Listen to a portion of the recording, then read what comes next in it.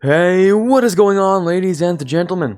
My name is Quarbit, your host today for Quarbit Universalis 4, and I hope you're all having a great day being world conquerors.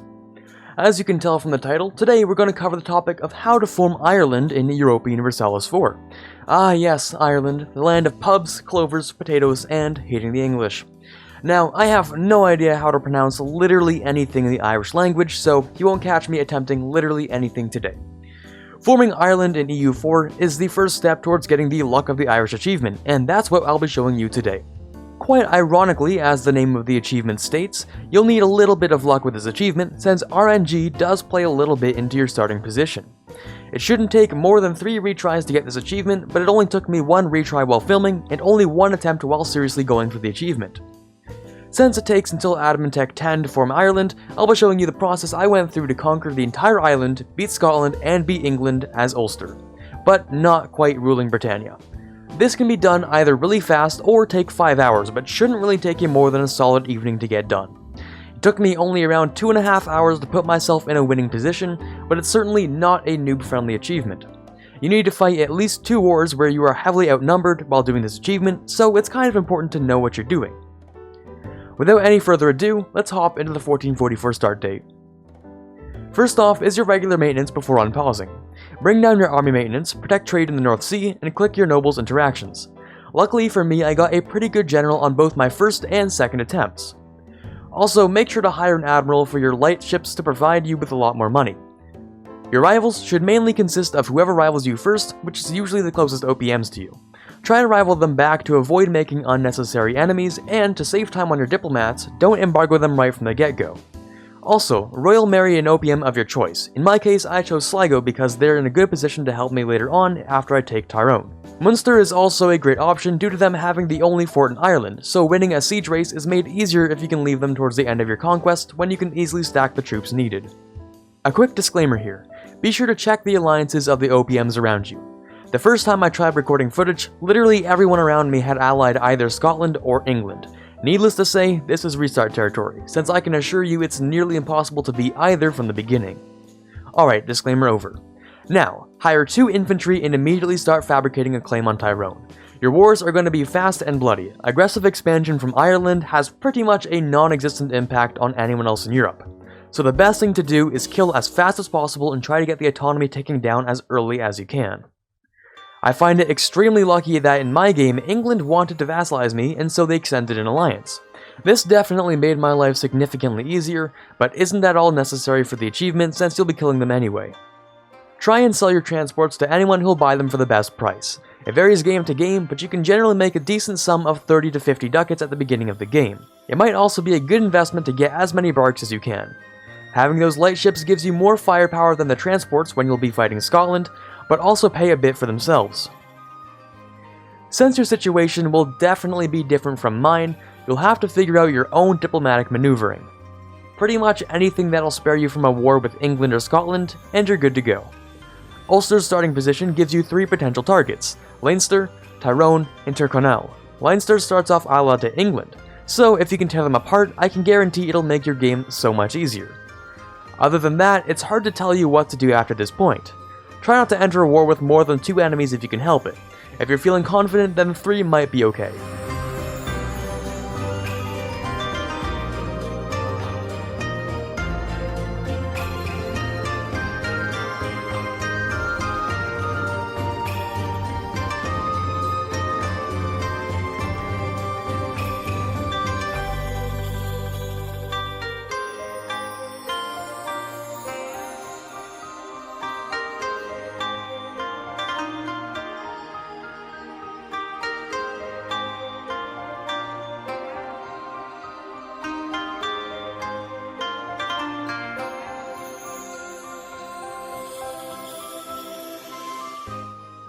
At this point, I'll assume you've won your first war.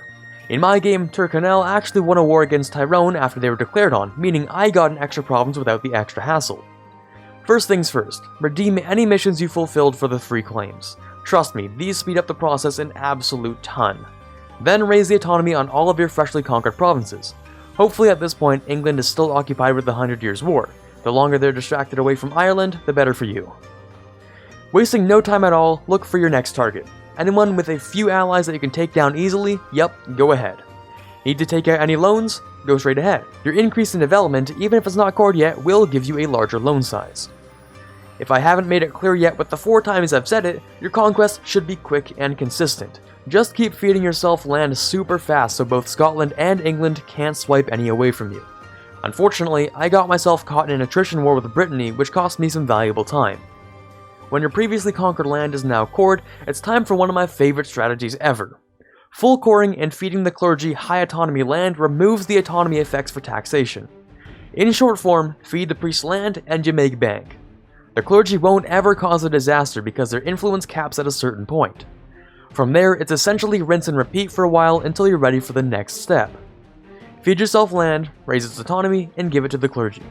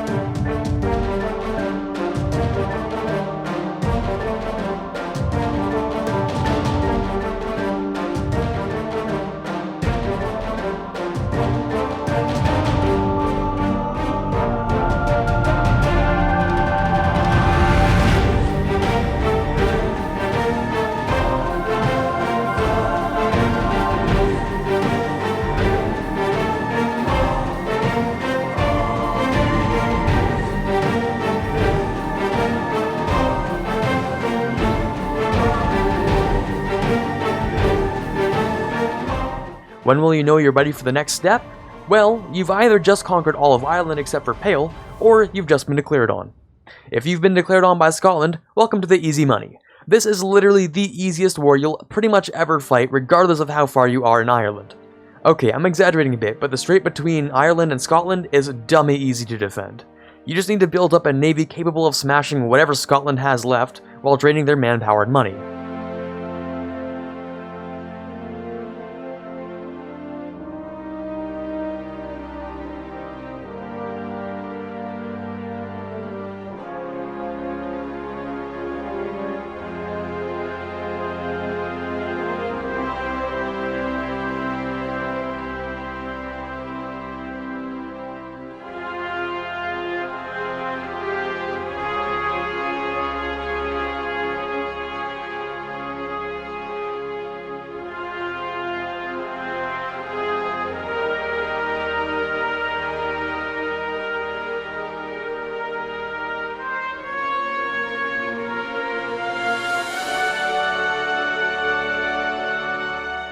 After what should take you around 2 or 3 years, you should probably take Ayrshire, Westmarch, and Eastmarch if you can, and you should take all of their money. But Quarbit, you might be asking, wouldn't it be better to not take that land so England also has to cross the strait while you're fighting them? To which I reply, oh, you thought we'd just be taking Pale from England? Okay, yeah, I'm joking, we'll only be taking Pale from England for now. The reason you want that land is because you'll need to occupy more than just Pale to get the war over with fast and get some money out of it. Without it, you'll never be able to cross the strait, period. And that fort is a new defensive barrier England has to pass before they can cut you off. In short, it lets you build up with mercs until you match them in numbers, and then use the Highlands for the advantage role. Of course, planning ahead with the Miltech gives you that extra bonus, as well as having a pretty good general. Now, that was the whole situation if Scotland invades you first. So what happens if it's England who invades you first?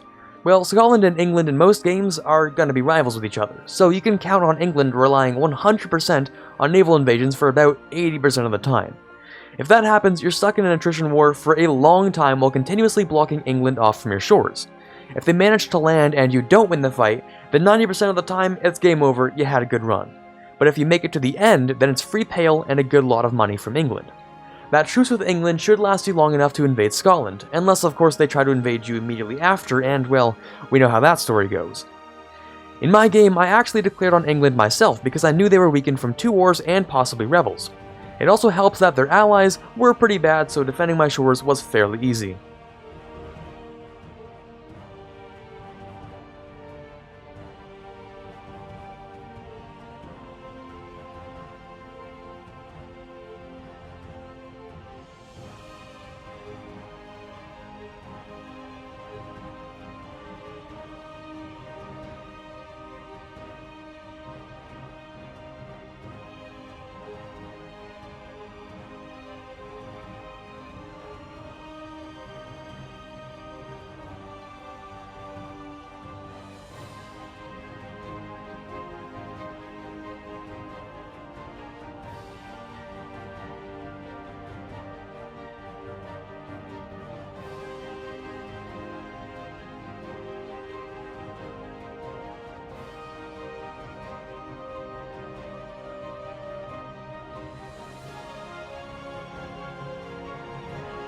After you fought a war with both Scotland and England, it's just a matter of going back and forth with your conquests of both until you've gotten all of Scotland, and then England should follow a few years after. Hopefully you enjoyed my quick guide on how to form Ireland in EU4. You can play a really enjoyable colonial game after you form Ireland if you want, and their national ideas are fairly good. Unfortunately, their mission tree does have a little bit to be desired, but at least it's not the default one. Anyway, if you want to see more Quarbit Universalis videos like this in the future, don't forget to leave a like as it's super helpful and really appreciated. Of course, to make sure you never miss another video, don't forget to hit the subscribe button and the notification bell so you never miss out. This is Quarbit signing off, and as always, have a fantastic day.